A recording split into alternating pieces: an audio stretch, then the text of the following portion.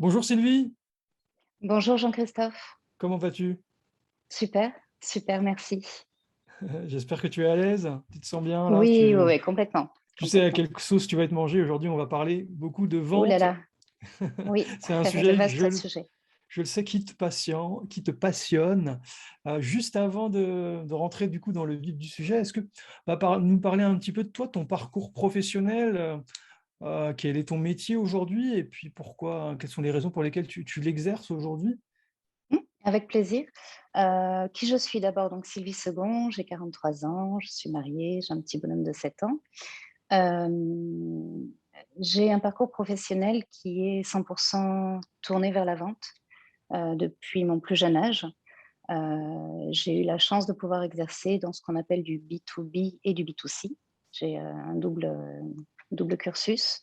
En premier lieu en agence de voyage, après j'ai tout arrêté en agence de voyage pour, diriger un magasin culturel sur la région parisienne. J'ai été aussi directrice de librairie et puis j'ai travaillé dans l'éclairage, dans un gros groupe. Et j'ai fini par, avoir ce besoin, au fait, d'aller vers l'entrepreneuriat et de me reconvertir tout simplement en tant que mandataire immobilier. Et puis, la vie a fait qu'à un moment donné, des soucis de santé sont intervenus et je me suis recentrée un petit peu sur ce qui était vraiment ma passion, hein, quelque part, ce qui est aujourd'hui, mon activité principale, qui est la vente. La vente. Donc tu as Oui. beaucoup, parcouru la vente, en fait, c'est quelque chose qui t'anime vraiment, ce qui te passionne, c'est vraiment ton expertise, c'est vraiment ton cœur de métier. C'est quelque chose qui te passionne aussi, j'imagine? Oui, tout à fait. Oui, oui, oui. C'est quelque chose je suis un petit peu, ça va faire très obélisque, mais je suis un petit peu tombée dedans, étant petite, puisque mon papa a toujours été, dans ce domaine. J'ai toujours, eu ça autour de moi, en fait et naturellement, je me suis tournée vers la vente, vers, le commerce en règle générale et vraiment plus particulièrement, la vente. C'est quelque chose qui m'anime. Mmh. Et quelles raisons, du coup, t'ont poussé, à entrer dans l'immobilier? Écoute, j'avais toujours eu envie, de me lancer dans l'immobilier. J'avais eu, il y a quelque temps de ça déjà, des premières pistes qui avaient fait que mon profil pouvait effectivement correspondre à ce domaine. Hem, j'ai eu une opportunité, comme je te disais, qui a été de partir dans l'entrepreneuriat. J'avais hésité entre décoratrice d'intérieur parce que je suis passionnée d'architecture également. J'ai un côté artistique qui est assez développé et je me suis dit: «Voilà, qu'est-ce qui pourrait être cohérent? Qu'est-ce qui pourrait aussi allier la vente?» parce que c'est vrai que quand on se dit partir dans un petit peu l'architecture, la décoration, d'intérieur, il y a un petit peu de vente, mais on on apporte en fait un confort, mais il n'y a pas ce côté, je vais vous guider, je vais vous accompagner, je vais essayer de faire en sorte que, bah, votre vie soit meilleure. C'est un petit peu aussi, ce qui est important pour moi. Donc je m'étais dit: «Bah, voilà, l'immobilier, ça correspond tout à fait à ça». Hem et pour tout avouer, j'avais fait aussi, une formation de décoratrice d'intérieur en parallèle pour pas rester, sur, une idée pas finie, en fait, quelque part. OK, OK. Il y a un mot sur lequel j'aimerais rebondir, tu as utilisé le mot guide pour toi, la Oui, vente, c'est oui. quelqu'un qui guide? Oui, pour moi, c'est vraiment, au-delà d'apporter juste un simple service, en fait. C'est vraiment alors, de par les métiers que j'ai faits, hein, on parle quand je te parlais d'agent de voyage, c'est voilà, c'est comment faire en sorte que des personnes qui ont pris le temps d'économiser, qui ont un souhait particulier, qui veulent vivre, une aventure, une expérience, comment faire en sorte de pouvoir, bah, concrétiser tout ça finalement et les guider vers la meilleure des destinations qui peut leur correspondre, le meilleur hôtel aussi. Ça a été ça aussi dans le culturel. Comment, ben, répondre en fait aux attentes des personnes et je me vois vraiment comme étant à côté des personnes que je peux accompagner, en leur tenant la main et en les accompagnant dans le choix le plus pertinent pour eux. Donc au-delà en fait d'un simple acte de vente, hem, j'estime que la vente, ouais, c'est accompagner des personnes, c'est les guider, les prendre par la main et leur amener la meilleure expertise qu'on peut leur amener, en fait. Alors Sylvie, pour commencer, quand on est entrepreneur, quand on est, agent immobilier, mais pas seulement, hein, je pense à tous les autres corps de métier, tous les Mmh. indépendants, il y a 3 gros problèmes en fait, peut-être plus, peut-être 4, hein, 3 gros problèmes dans la vente, dans une commercialisation. Ça Mmh. va être l'obtention de rendez-vous, ça va être, Oui, transformer en rendez-vous, ça va être aussi cultiver son état d'esprit au quotidien, ça va être, vraiment, savoir s'organiser, se fixer des objectifs. Mais aujourd'hui, ce dont on a vraiment envie, d'échanger, toi et moi, Sylvie, c'est vraiment sur le côté, transformation transformation en vente. Du coup, quel est toi ton rapport à la vente? Alors je sais par exemple, quelque chose qui est très en vogue, on entend beaucoup parler, notamment qui vient des États-Unis, ce qu'on appelle le closing. Est-ce que du oui. coup, tu pourrais nous remettre un petit peu, là, qu'on ait un peu une vision, qu'est-ce que c'est que le commercial? Qu'est-ce que c'est que le closing? Quelle différence tu fais toi entre les deux? Oui, effectivement, il y a cette nouvelle compétence, ce nouveau métier qui émerge un petit peu en France, qui vient des États-Unis, qui est le closing. On pose souvent la question et en France, le terme est un petit peu généralisé. Heu, Quand tu entends tout le monde emploie ce mot closing, sans vraiment avoir posé une définition dessus. Hem, la différence entre un commercial, et avoir un acte commercial et du closing, c'est que on va si tu veux, on a une vraie mission. Notre mission, elle est, peut-être d'aider le prospect à sortir de sa zone de confort pour aller vers sa zone de génie. Donc elle est de le challenger, elle est aussi de l'écouter. On a une grosse partie d'écoute active. On doit s'oublier, on part avec une feuille blanche quand on prend quelqu'un au téléphone, c'est vraiment se dire: «Voilà, je vais rentrer dans sa carte du monde, je vais comprendre comment cette personne fonctionne, quelle est la difficulté principale et majeure qui aujourd'hui est présente, dans sa vie» et peut-être aussi quelque part se dire, quelles histoires ils se racontent. Quelles, on a tous en fait, des peurs, des craintes. C'est les mettre à blanc, c'est mettre un doigt dessus et puis se dire: «OK, comment on fait pour passer ces plafonds de verre en fait, ces croyances limitantes qu'on peut avoir, qui fait qu'aujourd'hui, on ne performe pas en fait?» Donc le closing, c'est un petit peu tout ça si tu veux. C'est un état d'esprit, on parlait de guide tout à l'heure, et de mission. C'est encore plus poussé qu'avoir juste un acte commercial et proposer une solution, proposer, un produit à quelqu'un. C'est vraiment adapter le produit à la personne, et faire en sorte que la personne trouve son pourquoi en fait. Qu'est-ce qui fait qu'aujourd'hui elle est en difficulté et vraiment pouvoir lui dire, la conforter dans ce qu'elle a pu percevoir de la solution qu'on peut lui apporter, ou bien simplement en toute transparence et en toute bienveillance, lui dire: «Ben non, vous faites faux chemin, on ne peut pas être les bonnes personnes, ce produit n'est pas adapté à vous, en fait», clairement. Mmh. Donc quelle différence tu fais entre le commercial et le closer? Pour moi, le closer va vraiment plus en profondeur et comme je te disais, en fait, il y a vraiment ce côté, on touche un peu au développement personnel, on touche un petit peu aussi hem, si tu veux, on doit faire en sorte et surtout de notre mieux pour faire partie de ce cercle fermé et de cette connexion qu'on peut avoir avec le prospect. Je pense qu'on va enfin, je pense pas, je suis persuadée, on va vraiment plus en profondeur qu'un commercial, en fait, qui en définitive, hem, va apporter une solution, mais sans pour autant avoir bien vérifié et bien accompagné le prospect dans le choix. C'est le prospect qui doit choisir. C'est pas nous qui devons l'amener à choisir, en fait. Mmh. Et du coup, l'agent immobilier aujourd'hui, il devrait pas s'inspirer de ces techniques de closing également? Écoute, si, c'est très pertinent ce que tu dis.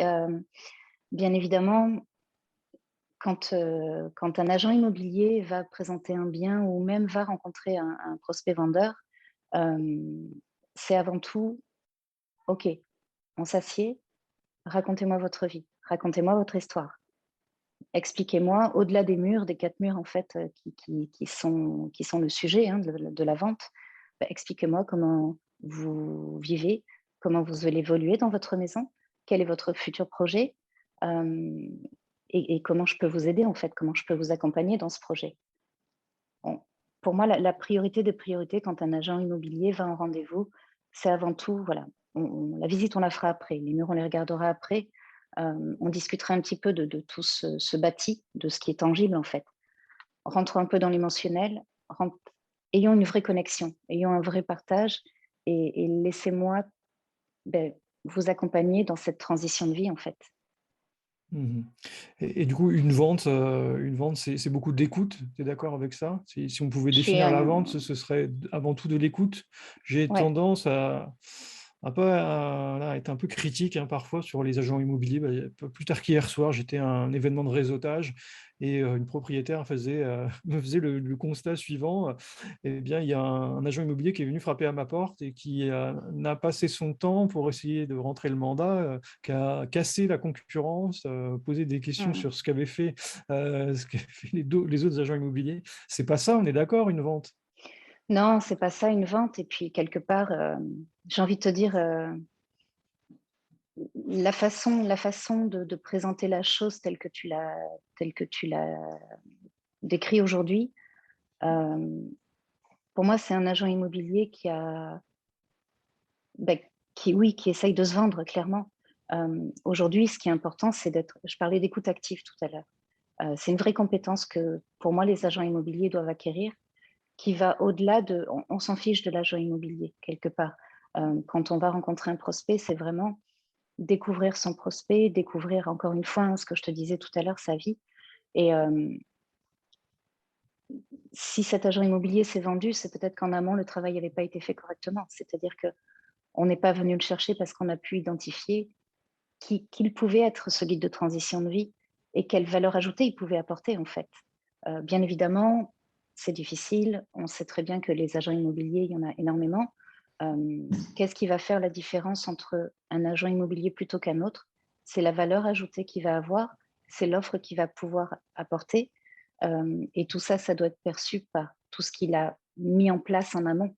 Donc là, on va parler de prospection, bien évidemment, le cœur du sujet hein, pour tout agent immobilier.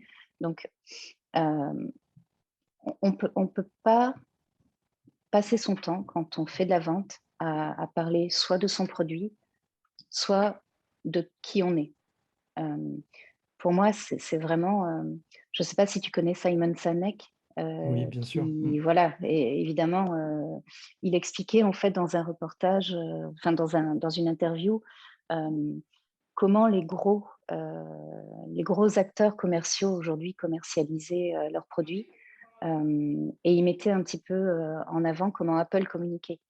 Apple, quand il communique, effectivement, alors je ne sais pas si c'est bien de prononcer des marques, C'est tu pas remettras un petit bip, c'est pas. c'est pas grave, c'est bien grave. Ouais. Comment communique Apple, si tu veux, et qu'est-ce qui fait, entre guillemets, son succès en termes de communication, c'est que Apple va communiquer sur l'environnement, il va communiquer sur les personnes, il va communiquer sur effectivement euh, le besoin et après sur le produit.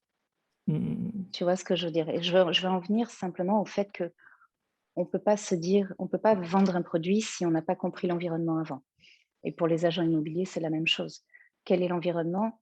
Quelle va être l'adaptabilité du produit ou du service? Et est-ce que ça match en fait? Est-ce qu'il y a une connexion? C'est Mmh important. mh. Oui. Alors, attends, je vais juste faire une petite pause là parce que ça fait du bruit, c'est mercredi. Ah Je oui, reviens je dans connais, 2 je sais. minutes et du coup, j'ai du mal à me Vas-y, je t'en concentrer. prie, je t'en prie.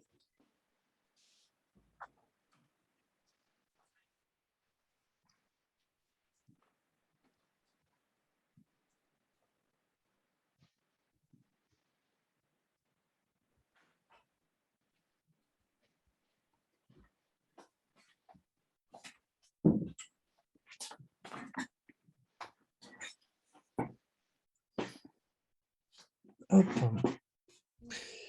Oui, et du coup, quand tu coaches, quand tu accompagnes un agent immobilier, voilà, le process commercial, hein, la stratégie commerciale d'un agent immobilier, c'est souvent un R1, un R2, une estimation, puis pourquoi pas un second rendez-vous avec la prise de mandat.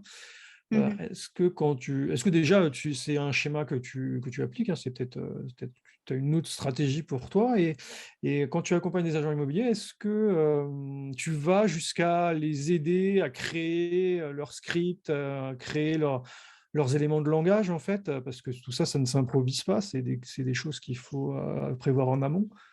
Oui, bien évidemment. Moi, aujourd'hui, si tu veux, alors c'est quelque chose que je tendais à faire, lorsque j'étais agent immobilier, bien évidemment. On sait très bien que, hormis par le biais d'une recommandation et encore, il y aura plusieurs rendez-vous. Il y aura plusieurs éléments qui vont faire que, rassurer le prospect. Hem, la vente d'un bien immobilier, c'est une des ventes, émotionnellement, les plus complexes, en fait, qui puissent exister. Parce que ça fait appel effectivement à des sentiments, des ressentis, des tranches de vie aussi. Donc c'est long, il y a plusieurs rendez-vous et oui, effectivement, alors avoir un script, je suis pas certaine que ce soit ultra nécessaire. C'est surtout avoir une trame, avoir une ligne directive de comment on peut accompagner effectivement les prospects parce que, comme je te disais tout à l'heure, l'idée elle est de partir avec une page blanche et de s'adapter à la personnalité que tu trouves en face de toi. Donc là, on va faire appel effectivement à différents profils. Hem, il va y avoir des personnes qui ont besoin de choses tangibles, d'autres qui ont besoin d'être accompagnées émotionnellement encore plus que certaines personnes. Donc il faut aussi respecter un petit peu tout ça. Hem, Aujourd'hui, mon rôle, il est, alors moi, je travaille en partenariat en fait avec un formateur qui est Sébastien Tedesco, qui, lui, a mis en place tout un process effectivement pour accompagner les agents immobiliers, dans toute cette partie et toute la mise en place de comment communiquer, comment développer effectivement ce dont on parlait tout à l'heure, c'est-à-dire comment être, offreur et non demandeur quelque part et comment effectivement faire en sorte de pouvoir connecter avec ses prospects. Mmh. Faut savoir Hem, poser des questions, ouais, savoir, c'est vraiment ça la vraie posture du vendeur, c'est celui qui écoute finalement, qui ah va mais savoir complètement. poser les bonnes questions. Il va y avoir aussi des problèmes, bah, la prise de conscience des Mmh, problématiques, des projets de vie, hein, qui vont être menacés si la vente ne se fait pas. oui. Et pour toi, le gros problème dont les agents immobiliers, dont l'objectif est de faire prendre conscience à leurs prospects qu'ils ont ce problème-là, ce serait quoi ces différents problèmes? Est-ce que c'est, la prise de conscience que, en tant que particulier, je ne suis pas, le mieux placé ou je n'ai pas les compétences pour, vendre mon bien moi-même? C'est sur ce type de prise de conscience-là qu'il faut travailler? Écoute, je pense que alors c'est marrant parce que tu mets le doigt en fait sur, quelque chose de très important qui est la vente de particulier à particulier. Qu'est-ce qui fait qu'aujourd'hui les personnes, mmh, puissent en fait enfin veuillent s'orienter, vers en fait un système où il y a pas de professionnels versus un système où il y a effectivement des professionnels? Hem, le système est fait comme ça en fait, j'ai envie de te dire et c'est vrai que, rien ni personne ne peut empêcher aujourd'hui une personne en France d'essayer de vendre son bien, directement à un particulier. Maintenant, c'est légitime et c'est quelque chose qui, à mon avis, doit être respecté.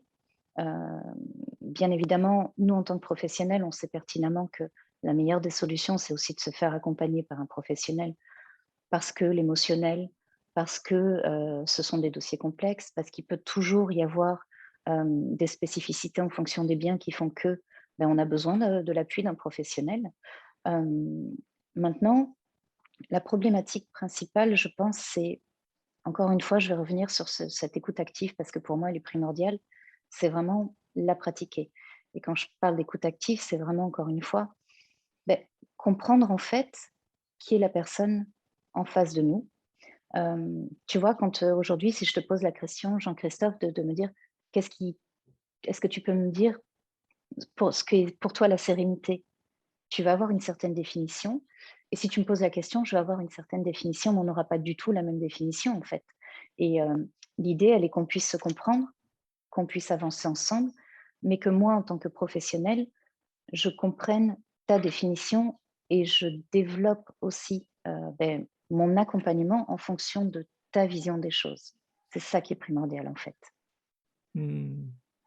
Et Donc c'est une beaucoup des de problématiques, ouais, principales aujourd'hui, je pense, parce que, on ne sait pas ce que c'est tout simplement ou parce que, il y a aussi cette difficulté qu'ont les agents immobiliers, qui est une vérité de comment je fais pour mettre en place ma communication, puisqu'on parle de commercialisation, mais pour moi, c'est plus de la communication.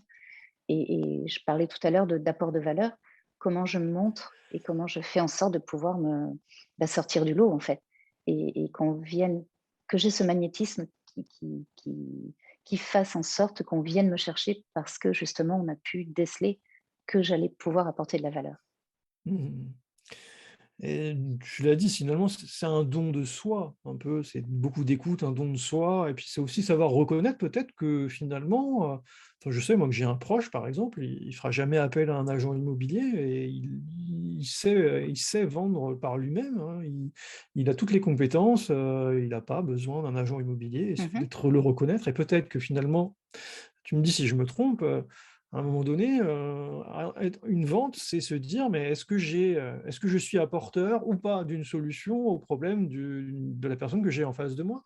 Donc si je n'ai pas si elle peut se débrouiller par elle-même, si mon travail, ma phase de découverte me montre que finalement il en sait peut-être autant que moi ou peut-être même plus parfois, si on débute, peut-être que, bah, tout simplement c'est normal, c'est la règle du jeu aussi. Il faut savoir accepter que la vente se fait pas parce que la personne peut se débrouiller toute seule. En revanche, l'inverse, ça existe aussi. C'est-à-dire que si la phase de découverte nous montre que la personne va un peu droit dans le mur et a besoin d'un accompagnement spécifique, bah, il faut. Et du coup, la question se pose.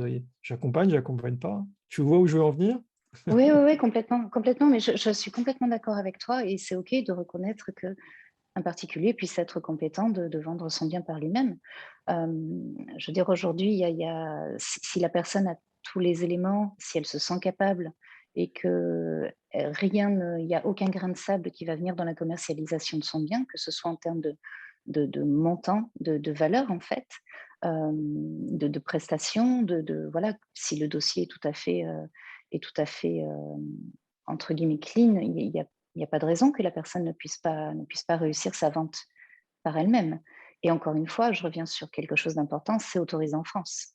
Hem, Ce qui fait que c'est aussi pertinent à un moment donné de se dire, de connaître ses compétences et de reconnaître aussi les compétences de la personne qu'on a en face de nous. Et je te disais tout à l'heure, moi, quand je débute mes échanges, quand j'échange avec, des professionnels de l'immobilier, la première des choses que je leur dis, c'est: «Je je je vous dirai si je peux être ou pas la bonne personne pour vous accompagner». Et c'est quelque part être aussi, complètement transparent avec ces personnes. Pourquoi on irait se substituer à elles si elles ont tous les éléments pour vendre leurs biens? Alors, je vais peut-être faire bondir, certaines personnes, mais pour moi, c'est OK, en fait. C'est juste, par contre, effectivement, c'est aussi pertinent d'aller challenger un prospect qui, lui, pense avoir toutes les cartes en main pour vendre son bien immobilier et peut-être de faire en sorte de lui faire comprendre, mais en toute bienveillance, encore une fois, hein. L'idée, elle n'est pas de s'imposer ni de forcer quoi que ce soit. C'est juste essayer de mettre du tangible là où les personnes ne l'auraient pas remarqué. C'est-à-dire, est-ce qu'aujourd'hui, vous avez assez de recul pour pouvoir prétendre à bien réussir la vente de votre bien? Est-ce qu'aujourd'hui, vous avez toutes les cartes en main? Heu, voilà, c'est aller mettre en avant, en fait, hem, beh, les difficultés qui vont pouvoir se présenter aux particuliers et juste leur dire: «Voilà, on est à vos côtés».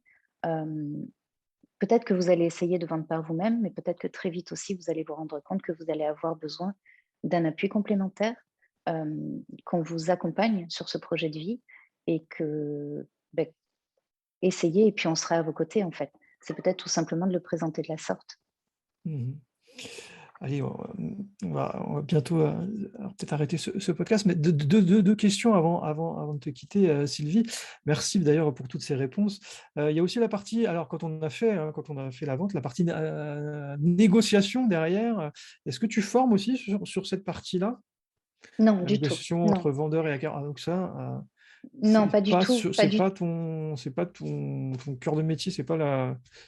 non, si tu veux la négociation, la négociation, elle est aussi relative à comment faire en sorte que chacun puisse trouver, le meilleur positionnement, que chacun puisse effectivement être, être avoir en fait, avoir satisfaction de ce qui se passe. Et la négociation, alors je vais revenir avec mon écoute active, tu vas me dire: «Waouh, qu'est-ce que tu serait le maître mot de ce podcast, mais pour autant, c'est important parce que la négociation, si tu veux, elle n'arrive pas comme ça, comme un cheveu sur la soupe.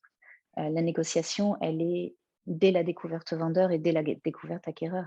C'est aussi à un moment donné savoir où sont les limites de chacun, savoir avoir aussi posé les conditions sine qua non qui vont faire que la vente va bien se passer. Et puis savoir aussi à un moment donné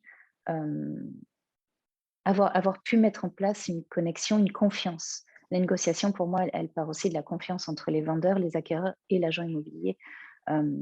L'idée, elle est bien évidemment de léser personne et de faire en sorte que on peut prétendre à un prix. Il se peut qu'il y ait des négociations. Maintenant, quelle sera la meilleure des solutions et la plus confortable pour tout un chacun pour que le projet puisse être validé, en fait. Donc, négociation, oui, c'est important d'en prendre conscience, mais le processus de négociation, il est dès le départ, en fait. Il est dans la connexion et il est dans le partenariat qui est mis en place. Ok, alors juste une dernière question, Sylvie, c'est pour l'agent immobilier, le mandataire immobilier qui nous écoute et qui aurait envie peut-être d'aller plus loin ou même de s'auto-évaluer, de comprendre un peu comment il peut progresser dans cette partie-là de la vente, parce que moi, je travaille avec beaucoup d'agents immobiliers, je me rends compte qu'ils n'ont pas les fondamentaux, ils n'ont pas les basiques. Comment je peux progresser simplement en vente et quels seraient les conseils que tu pourrais donner, Sylvie? Est-ce que c'est un accompagnement ou une formation est quand même la condition sine qua non avant de se lancer, peut-être, non? Qu'est-ce que tu en penses de tout ça? Ouais, ouais, écoute, je vais partir peut-être sur mon expérience personnelle. Oui. Lorsque je suis arrivée dans l'immobilier, effectivement, je me suis confrontée à. Alors, j'étais hyper enthousiaste. Je me suis lancée, je me suis acheté des belles baskets à paillettes, j'avais mes petits flyers pour aller prospecter. J'étais vraiment dans cet état d'esprit de me dire waouh, c'est génial, j'y vais. Et puis je me suis retrouvée dans la rue avec toujours mes baskets à paillettes, avec mes petits flyers. La fierté, tu vois, de me dire ça y est, je me lance. Et je me suis retrouvée en fait comme si j'avais une espèce de grand trou noir devant moi à me dire mais comment je fais en fait? Qu'est-ce que je fais? Je vais où? Pourquoi? Comment? Et c'est un petit peu le ressenti que j'ai eu, de me dire: «Mais je sais pas comment faire en fait», tu vois? Je vais aller mettre des flyers dans les boîtes aux lettres, je vais faire ma pige, hem et puis je vais rentrer chez moi et je vais attendre en fait. Et je vais attendre qu'on m'appelle. Et aujourd'hui, quand j'échange avec les agents immobiliers au quotidien, c'est exactement ça. On est un peu seul, qu'on soit en réseau, qu'on soit en agence, on a ce sentiment en fait de naviguer à vue, de pas avoir de plan d'action clair. Le métier est comme ça, il est fait comme ça. Je vais pas revenir, sur les problématiques principales que tout le monde connaît. Hem, Moi, ce qui est important aujourd'hui, tu me parlais effectivement quoi mettre en place, des conseils de vente. J'ai pas de conseils de vente à donner, en fait. Par contre, je suis entrepreneur. J'ai été entrepreneur et je sais aujourd'hui et je me suis rendu compte que tout entrepreneur, que ce soit dans l'immobilier, que ce soit dans quelconque métier, il a besoin d'un mentor, en fait. Il a besoin de quelqu'un, d'un coach, que ce soit, sur la spécificité du Mm, métier, mm, que ce soit sur le développement personnel, sur le mindset. Et aujourd'hui, ce qui est important pour moi, le message que j'aimerais faire passer, c'est que tout entrepreneur se doit de se former. Hem, Maintenant, l'idéal est de trouver le bon partenaire et c'est quelque chose de pertinent, en fait. Moi, j'ai fait l'erreur de le faire trop tard, tu vois? De trouver un accompagnement qui me correspondait un petit peu trop tard. Si je l'avais trouvé bien avant de me lancer et là, encore une fois, c'est vraiment avant de mettre les choses en place et avant de me lancer dans l'immobilier, ça aurait été beaucoup plus judicieux, en fait. Donc, mm. le message, il est de n'ayez pas peur de vous faire former, n'ayez pas peur d'avoir un mentor, n'ayez pas peur, quelque part, d'investir en vous. C'est vraiment un investissement sur vous. Trouvez le bon partenaire et faites en sorte effectivement que ça vous serve et que vous gagnez du temps par rapport à votre activité, par rapport à votre lancement, en fait. Oui, bah, très belle conclusion là. Je n'ai pas Je grand-chose te à remercie. rajouter, Sylvie. J'aurais juste de rebondir une dernière fois. C'est ce qui est intéressant dans ton témoignage, c'est que tu as commencé par nous dire que tu avais un très beau parcours en vente, hein, en B2B. Oui, Et là, au début, hein, tu nous as dit ça, et là, tu viens d'exprimer le fait que quand tu t'es lancé en tant qu'agent immobilier, ben, tu t'es retrouvée un peu démunie Mmh. également, alors que tu avais un beau passé en Ouais. tant que vendeuse, hein, dans le beau sens du terme, hein. Moi, la vente, je trouve ça beau. Et ce qui ça résonne vraiment en moi parce que ben, je connais aussi des commerciaux qui sont devenus consultants, par exemple, en marketing ou même voilà, et qui changent de métier et qui Mmh. ont finalement les mêmes difficultés à vendre parce que nouvelle offre, parce que nouveau challenge, parce que tout simplement une nouvelle aventure qui démarre et avec ses travers, quoi, et ses points positifs comme ses points plus négatifs. Oui, tout à fait. Je crois surtout que ce qu'on n'appréhende pas dans l'immobilier quand on se lance, c'est vraiment ce côté, solitude. Heu, Solitude et puis Ouais. comment finalement le produit final qu'on va «vendre» entre guillemets, hein, je avec toute la largeur qu'on peut mettre derrière, c'est, bah, c'est soi. Mmh. C'est soi, mais c'est surtout ses compétences et c'est difficile de, bah, de se dire: «OK, alors soit je me transforme en homme sandwich et je vais sur le bord de la route et peut-être que éventuellement ça peut fonctionner».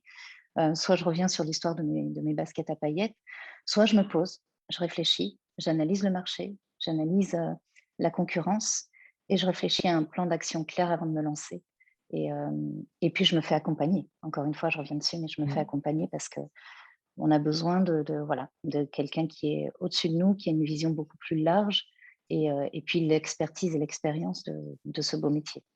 Merci Sylvie. À très Avec bientôt. Bonne plaisir, continuation à Jean-Christophe. toi. Merci, toi aussi.